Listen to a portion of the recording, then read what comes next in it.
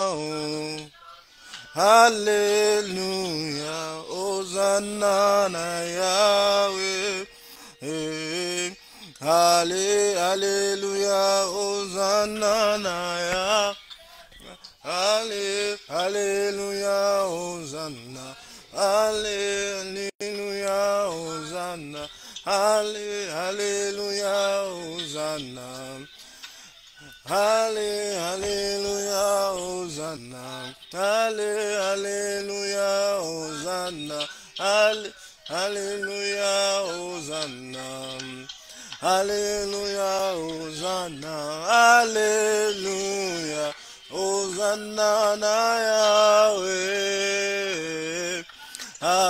Hallelujah, Hosanna na Yahweh. Hey, Hallelujah, Hosanna. Hallelujah, Hosanna. Hallelujah, Hosanna. Hallelujah, Hosanna. Hallelujah, Hosanna na Yahweh. Hallelujah, Hosanna na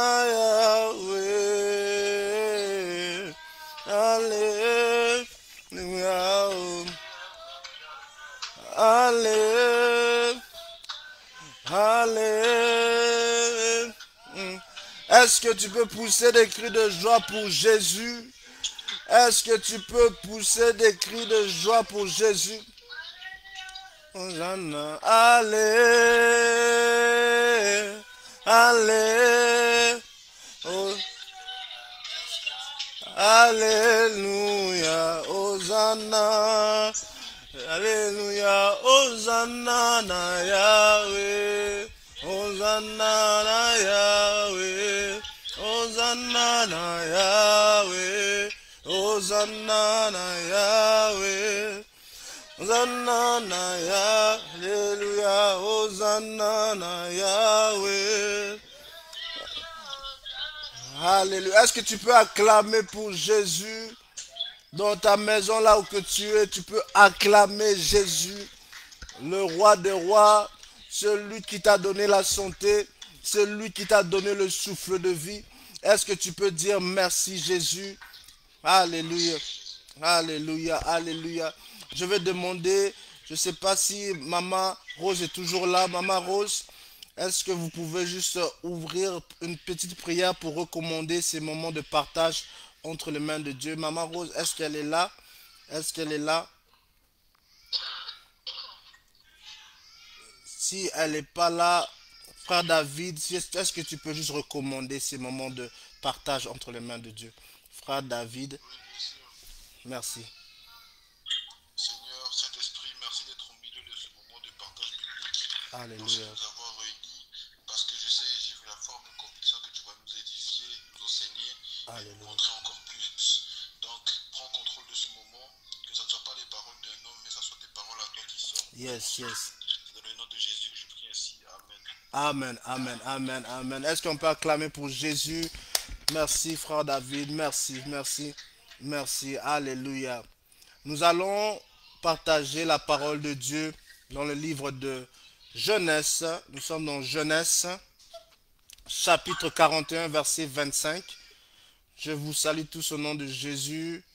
Je salue, je vois Maman Sheila, que Dieu vous bénisse. Maman Nono, que Dieu vous bénisse. Je vois Maman Nicole. Que Dieu vous bénisse, Pasteur Mike, Frère David. Que Dieu vous bénisse tous. Il y avait Maman Béatrice, je crois, qui était là. Amen. Que Dieu vous bénisse abondamment. Nous allons juste ouvrir nos Bibles dans Genèse chapitre 41, verset 25, s'il vous plaît. Si quelqu'un est là, peut lire verset 25.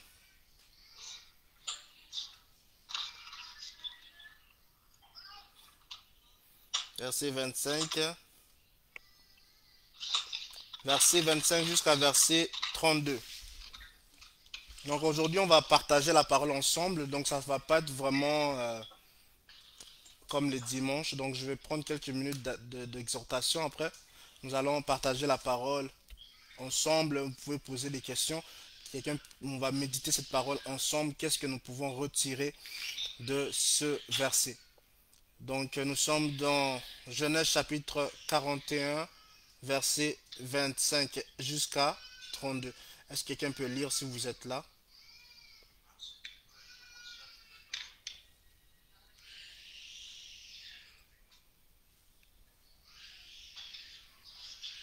Je lis la parole de Dieu, Amen. Genèse 41, verset à partir de 25. Jusqu'à 32, oui, s'il vous plaît. Joseph dit à Pharaon, comment? Verset 25 jusqu'à 32, s'il vous plaît. Joseph dit à Pharaon, c'est à songer Pharaon écrit cette chose. Dieu a fait connaître à Pharaon ce qu'il va faire. Les 7 vaches belles sont cette année, et les 7 épis beaux sont cette année. C'est un seul songe.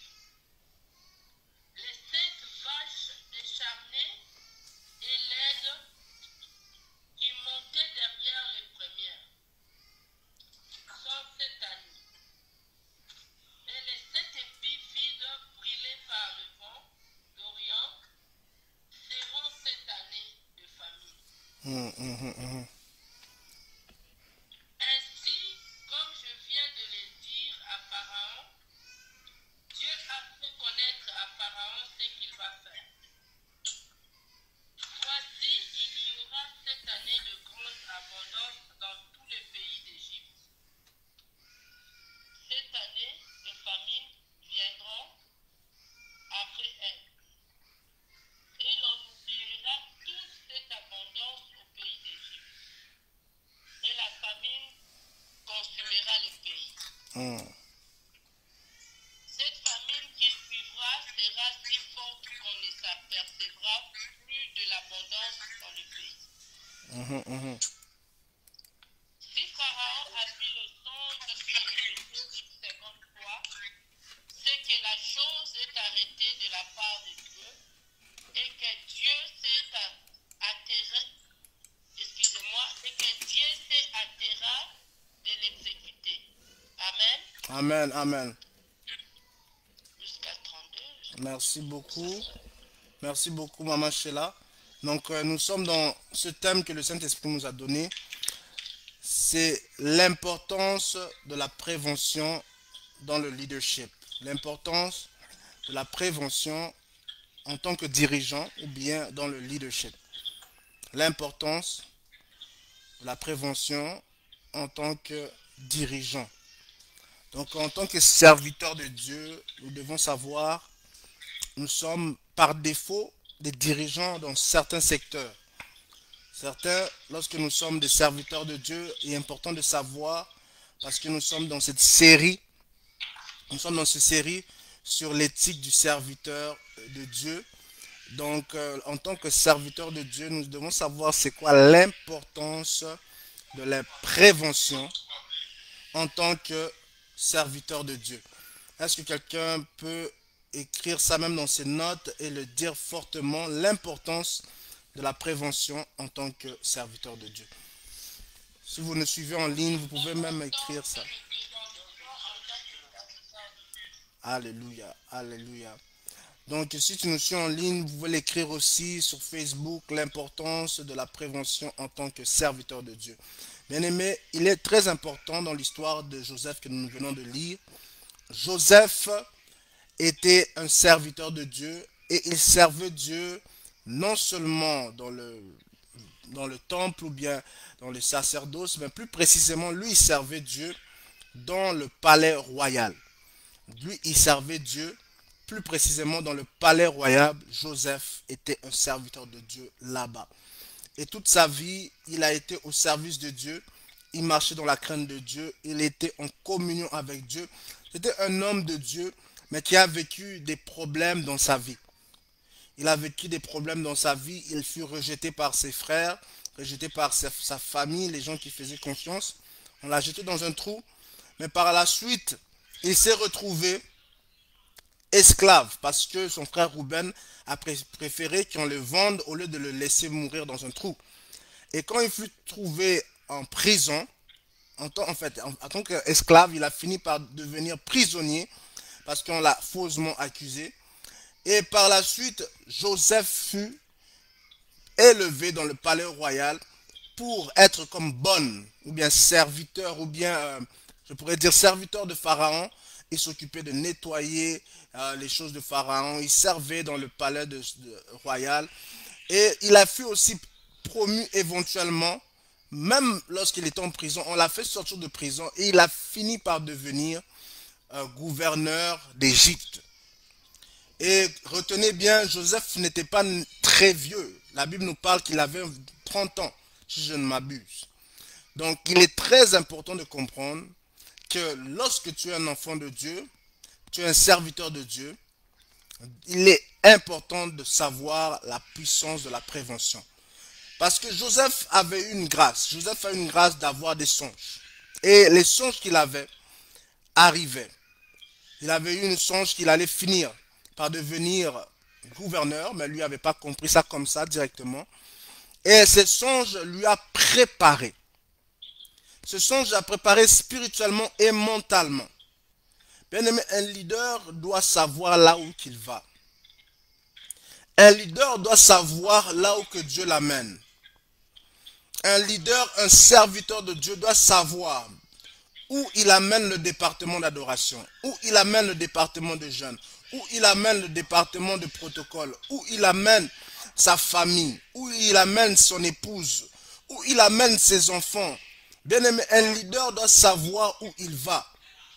Bien aimé, il est très important d'avoir l'esprit de Dieu afin de pouvoir savoir là où que Dieu t'amène. Ma prière est qu'à travers ces moments, que l'Éternel ouvre tes yeux afin que tu saches où ta famille va, où ton mariage va, où tes enfants vont, où ton foyer est en train d'aller, que l'Éternel puisse te révéler clairement là où que tu vas, afin que tu puisses être prévenu dans le nom de Jésus. Bien-aimé, il est important de comprendre que la Bible entière, une grande partie de la Bible, c'est la prévention que Dieu est en train de nous dire. Dieu est en train de nous prévenir des dangers à venir. Dieu est en train de nous prévenir des conséquences du péché. Dieu est en train de nous prévenir des conséquences lorsque tu crains Dieu. Dieu est en train de nous prévenir des avantages de marcher dans la crainte de Dieu. Dieu nous prévient tout le temps. La prévention est démontrée par quelqu'un qui t'aime. Une personne qui t'aime, il te prévient. Une personne qui t'aime, il te prévient. Lorsqu'une personne ne t'aime pas, il ne prendra pas le temps de te prévenir. Voilà pourquoi Dieu nous a démontré en tant que leader parfait son amour en nous prévenant de comment vivre sur cette terre. Il nous a prévenus en nous expliquant des conséquences du péché. Ils nous ont prévenus. Bien aimé, Dieu est tellement minutieux que même les scientifiques ont découvert dans la Bible que la Bible nous révèle que la terre est ronde. Ça nous démontre que Dieu est tellement dans les détails que Job, dans son impasse, il a eu la prévention, il a été prévenu que la terre était ronde. Bien aimé, peut-être pour vous, ça semble rien symboliser, mais à travers le fait que la terre est ronde, il y a beaucoup de choses technologiquement qui ont pu fonctionner. Le fait que la terre soit ronde, ça nous a donné beaucoup de compréhension comment même la météo fonctionne. Le météo fonctionne plutôt, excusez. Comment le météo fonctionne. Donc tout ça, c'est à travers de la révélation que Dieu a donnée. Bien aimé, la révélation de Dieu est une prévention pour ta destinée. Ma prière est que Dieu puisse te prévenir dans le nom de Jésus. Que tu sois un dirigeant qui est rempli de prévention. Que tu sois un dirigeant qui est rempli de révélation, qui le pousse à être prévenu dans le nom de Jésus. Bien aimé, si tu aimes ton église, c'est quoi les termes de prévention que tu appliques dans ton église? Bien aimé, en tant qu'église, en tant que corps de Christ, nous devons être prévenus. Parce que les temps seront de plus en plus mauvais. Aujourd'hui, nous faisons des services en ligne. Durant le Covid, nous avons fait beaucoup de services en ligne. Mais beaucoup d'églises qui n'étaient pas prévenues, ils n'ont pas pu faire cette transition. Donc leur église ont fermé. Parce que quoi? L'église doit aller et fonctionner dans l'onction de Joseph. Joseph était préventif. Il voyait de loin. Une personne qui a la vision, il voit plus loin que le temps présent. Est-ce que je parle à quelqu'un? Une personne qui a la vision, il voit plus loin que le temps présent. Bien aimé, en tant qu'église, nous ne devons pas attendre que seulement ce soit le pasteur qui soit préventif, mais que nous tous, nous soyons préventifs. Parce que nous sommes un corps. C'est pas seulement les yeux qui préviennent des choses. Des fois, le corps peut te prévenir. Des fois, les mains peuvent te prévenir. Des fois, les oreilles peuvent te prévenir. Des fois, alléluia, je pense que je parle à quelqu'un. Ce n'est pas seulement les yeux qui préviennent.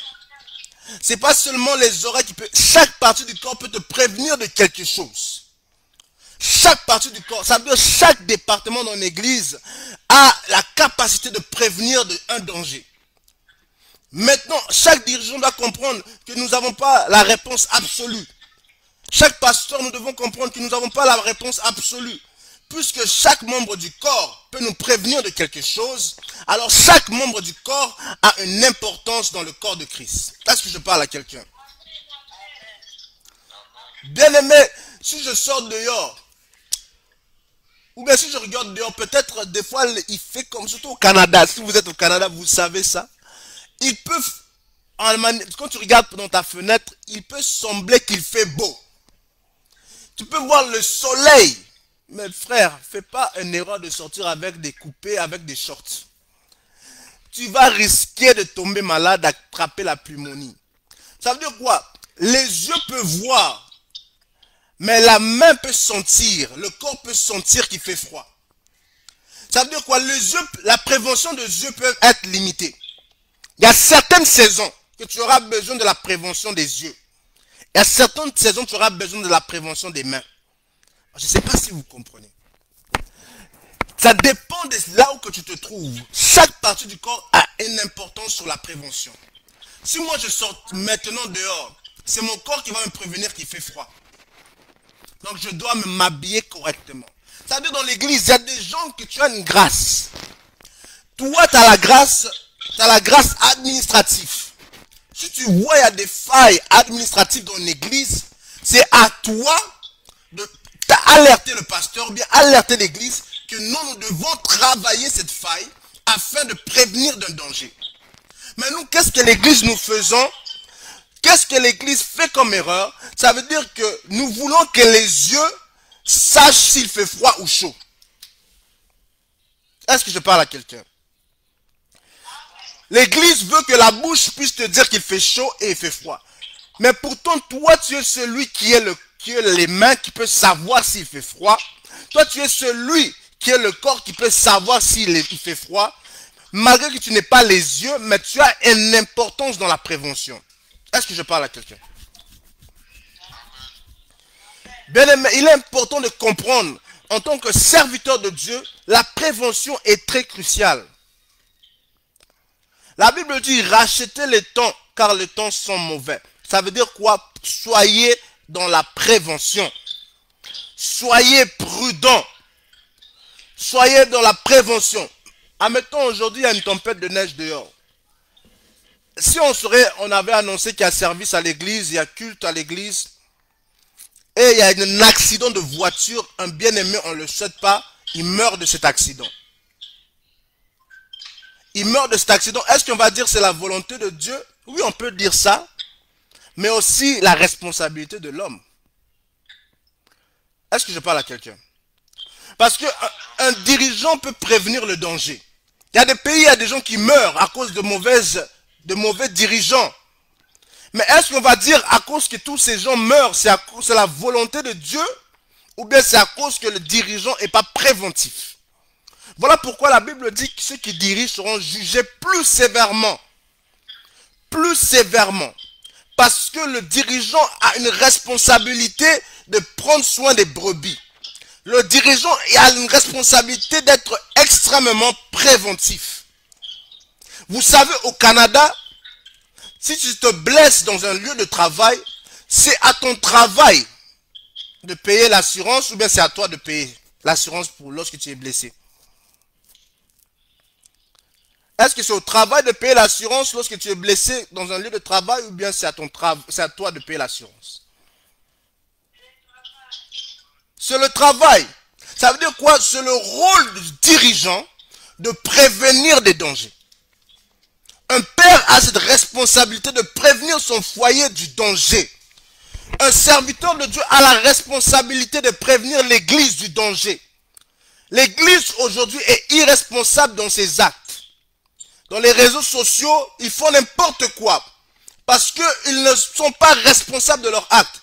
Mais Dieu nous jugera par rapport à chacun de nos actes. Nous avons cette responsabilité de prévenir. Nous avons cette responsabilité de prévenir les problèmes, les dangers et les situations. Oh mon Dieu, je sens que ce sujet est tellement profond là qu'on peut passer des heures dans ça, mais je sais que on a d'autres activités à vaguer. Mais il est important que tu dois retenir quelque chose. Que tu dois désirer la grâce de discerner les saisons. Nous retournons dans le verset que nous avons lu. Je veux vous donner pourquoi il est important d'avoir la grâce de prévenir ou bien la grâce du discernement.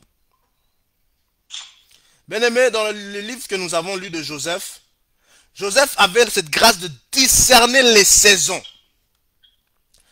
Comment la grâce du discernement se manifeste? Il y a des gens qui peuvent avoir une grâce du discernement à travers le don de prophétie, des dons prophétiques.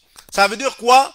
Dieu les montre des visions et les choses arrivent. Donc Dieu te montre ça comme Abraham afin de prévenir d'un danger. Est-ce que je parle à quelqu'un? Donc Dieu peut te montrer quelque chose et c'est pour te prévenir d'un danger. Je me rappelle lorsqu'on était jeune, on est toujours jeune, mais lorsqu'on était plus jeune, parfois notre mère peut se réveiller et peut dire ah, na salim d'autre moi ma bé. Donc ça veut dire quoi? J'ai fait un mauvais rêve, ne sors pas. Ne sors pas, j'ai fait un mauvais rêve lorsque tu es sorti, ça va t'arriver. Souvent là quand on est jeune, quand maman dit qu'elle a fait un rêve, ah ça nous frustre. Ah j'ai rêvé de ça. Donc tu sais, ah là c'est fini pour moi. Ou bien papa dit, ah j'ai fait un rêve. Là tu es vraiment comme, tu t'inquiètes, qu'est-ce qui s'est passé? Parce qu'il y a des rêves qui sont préventifs. Il y a des rêves qui peuvent te dire, ne te mets pas avec cette femme. Ne te mets pas avec cet homme. Il y a plusieurs personnes, plusieurs femmes, plusieurs hommes. Ils m'ont vu, ils m'ont dit, ah pasteur, moi Dieu m'avait dit déjà de ne pas marier cette femme. Au moins Dieu m'avait dit déjà de ne pas marier cet homme. Bien aimé, dans la prévention de Dieu, ce n'est pas que Dieu te parle seulement, mais il faut que tu puisses être prévenu aussi. Il faut que tu démontres que non, Dieu m'a parlé donc je dois être prudent. Ça ne veut pas dire que Dieu te parle que tu fais rien. Lorsque Dieu te parle, c'est parce qu'il veut que tu fasses quelque chose parfois. Est-ce que je te parle à quelqu'un? Tu es dans une relation, Dieu te montre que non, cette personne va amener ta relation en divorce. Mais toi, tu dis que non, l'amour rend aveugle. Mais laisse-moi te dire, l'amour rend aveugle, mais le Saint-Esprit redonne la vue. Amen. Laisse que le Saint-Esprit te redonne la vue et suis ce que le Saint-Esprit dit au lieu de suivre tes émotions et les slogans, je ne sais pas de qui. Bien-aimé, lorsque Dieu te parle, c'est pour te prévenir souvent. Lorsque Dieu a parlé à Abraham, il a dit à Abraham qu'il va détruire Sodome et Gomorrhe. Et Abraham, le Saint-Esprit est en train de me dire, est en train de me parler présentement, qu'il y a des gens ici que Dieu t'a mis comme Abraham dans ta famille. Il t'a mis comme préventeur des dangers dans ta famille. Ça veut dire quoi? Dieu va te parler. Il va te dire qu'avant que ces dangers arrivent, avant qu'il détruise Sodome, avant que ton mari tombe, ou bien ton mari fasse une erreur, ton épouse fasse une erreur, Dieu va souvent te parler. Et c'est ta responsabilité de prier. Lorsque Dieu t'a parlé, il faut prier encore. Lorsque Dieu te prévient, il faut prier. Abraham a prié. Il a prié afin qu'on ne détruise pas Sodome et Gomorrhe. La prévention peut sauver un pays. La prévention peut sauver une église. La prévention peut sauver un département. Bien aimé, lorsqu'on parle à l'église, lorsque l'église vient, il faut mettre des parfums afin que l'église sente bon. Il faut placer les chaises, il faut que l'église soit propre. Ça, c'est la prévention. Mais si vous ne comprenez pas que c'est la prévention, vous allez voir ça comme si le pasteur est charnel. Mais c'est la prévention. Une église qui ne reflète pas le royaume de Dieu, qui ne reflète pas l'excellence. Ça veut dire que l'église n'est pas une église qui est prévenue. L'église doit être préventive. Est-ce que c'est au pasteur seulement de s'occuper de mettre les parfums à l'église? Est-ce que c'est le pasteur seulement qui doit s'occuper de nettoyer l'église? Est-ce que c'est le pasteur seulement qui doit s'occuper de tout dans l'église? Non, nous tous, nous avons la grâce de prévenir. Tu vois un lieu là où il y a une faille, tu as la grâce, tu as les moyens, mets un parfum ou bien fais quelque chose afin que le danger soit prévenu. La prévention est utilisée pour prévenir d'un danger. Être capable de prévenir, c'est pour éviter un danger. Si aujourd'hui, tu ne peux pas aller travailler, c'est quoi tes préventions pour avoir quand même un revenu? Est-ce que je parle à quelqu'un? Là, on est terre à terre. Si tu ne peux pas aller travailler au bureau, c'est quoi les moyens que tu as établis pour pouvoir même avoir un revenu à la maison? Ben, mais il y aura des temps qui ça arrivera, qu'il ne sera pas possible peut-être d'aller au bureau pour travailler. Il y aura un temps qu'il ne sera peut-être pas possible de pouvoir faire quelque chose physiquement pour avoir un revenu. Voilà pourquoi un enfant, le Dieu doit être préventif. La Bible nous dit que Joseph, qu'est-ce qu'il a fait lorsqu'il a révélé à Pharaon qu'il y aurait un temps de famine, un temps de disette? Qu'est-ce que Joseph a fait? Il a commencé à épargner. Ça veut dire quoi? Il a commencé à sauver, à garder de la nourriture, afin qu'il ne manque pas de nourriture lorsqu'il y aura une famine. Et lorsqu'il a fait ceci, bien aimé, Égypte était devenue une référence pour avoir de la nourriture dans le cas de désastre. Une personne qui est préventive, il devient une référence. Alléluia, je ne sais pas si vous comprenez. Une personne qui est préventive, il devient une référence. Ça veut dire quoi? Il y aura un temps que tu dois avoir un épargne dans ta propre vie. Tu dois épargner de l'argent. Tu dois investir. Bien aimé, celui qui investit, il n'a même pas besoin de travailler. L'argent pourra venir dans son compte. Celui qui investit, il prépare les études de ses enfants. Celui qui investit prépare son avenir. Il peut acheter une maison. Donc, une personne qui est préventive. Bien aimé, lorsqu'on est locataire, on n'est pas, je dirais que ce n'est pas un péché, mais lorsque tu es une personne qui prête et qui est locataire, lorsqu'il y a un danger, bien aimé, tu n'as rien à laisser comme héritage. Tu dois chercher en tout domaine de ta vie à être préventif. Ma prière est que Dieu puisse déverser ce discernement dans ta vie, dans le nom puissant de Jésus.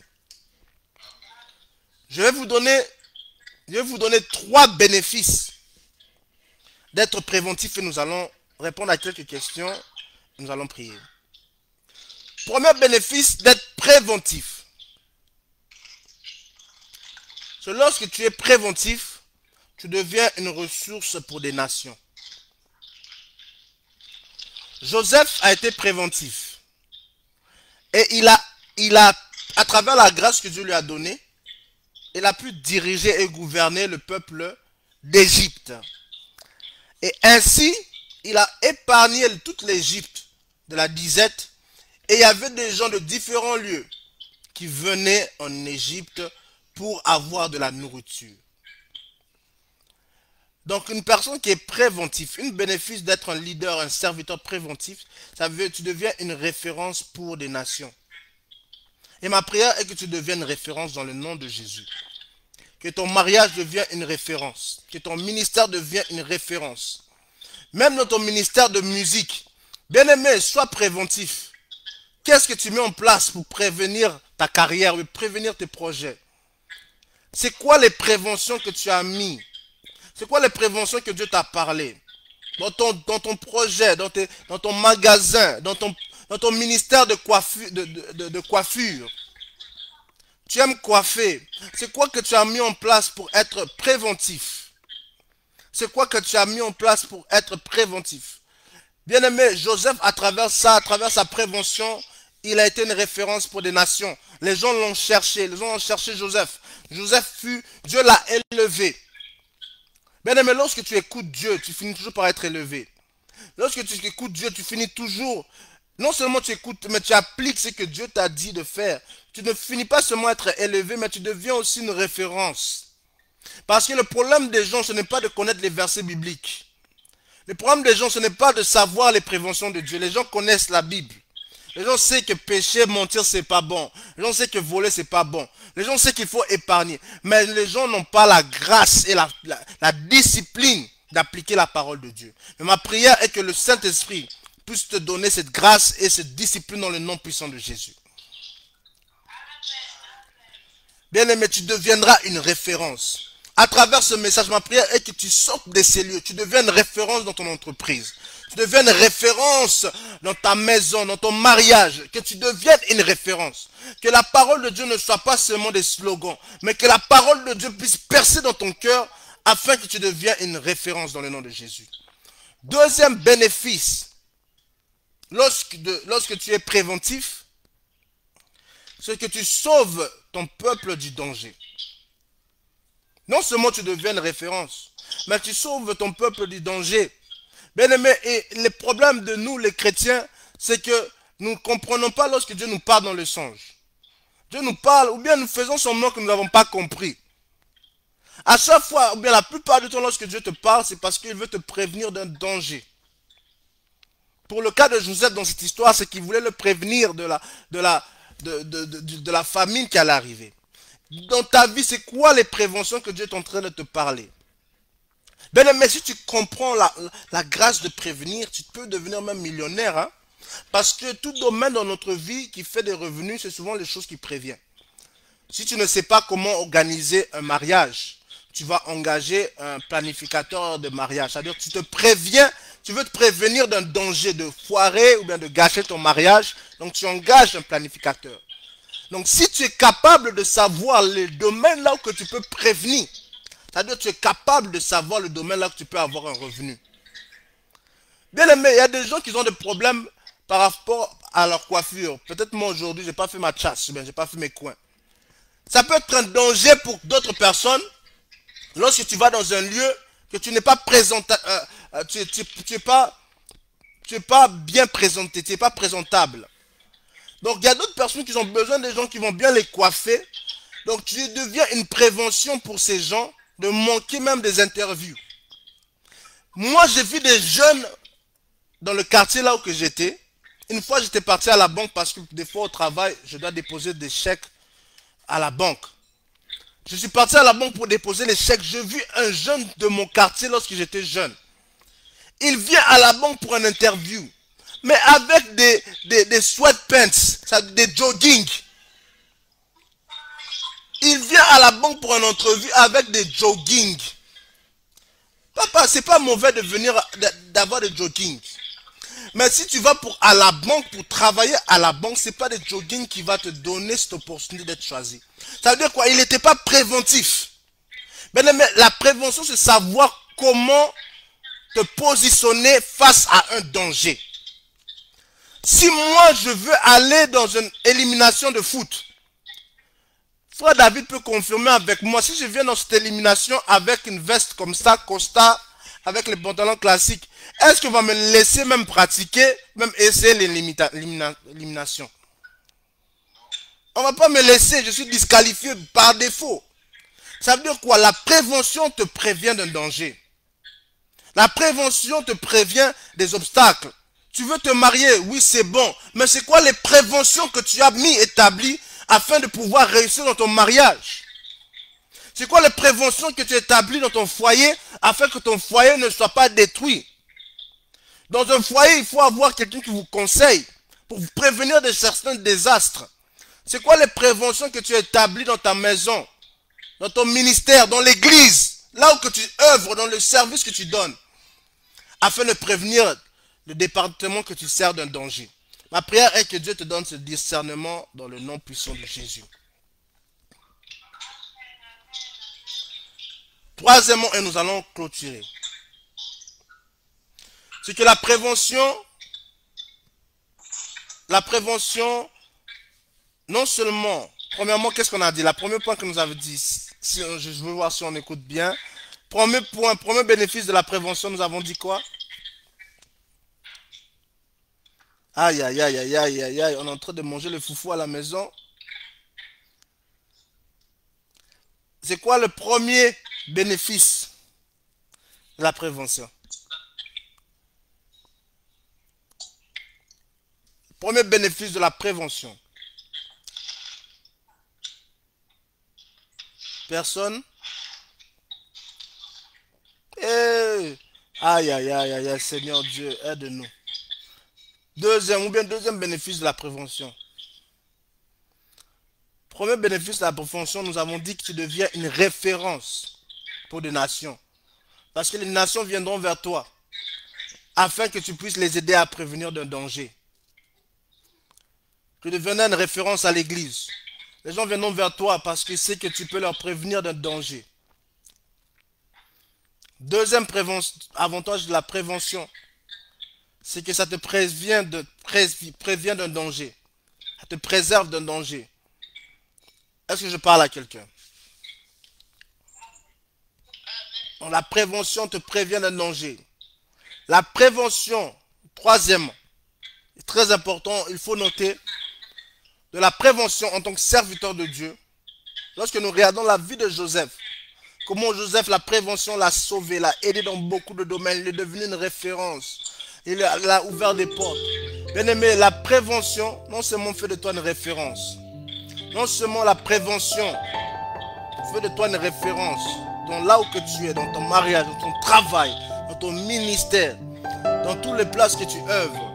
Non seulement la prévention te fait de toi une référence, la prévention aussi te permet de préserver d'un danger. Non seulement la prévention te prévient d'un danger, la prévention aussi te fait augmenter en intimité avec Dieu. Est-ce que je parle à quelqu'un? Bien-aimé, à cause que tu es une personne qui passe du temps avec Dieu, lorsque Dieu te prévient des choses, tu vas vouloir encore aller plus avec Dieu. Tu vas vouloir encore monter en intimité avec Dieu. Tu vas vouloir encore prier. Je veux dire à quelqu'un, une personne qui passe du temps en intimité avec Dieu, Dieu le parle encore plus. Plus que tu parles à Dieu, plus que Dieu te parlera. Moins que tu parles à Dieu, moins que Dieu te parlera.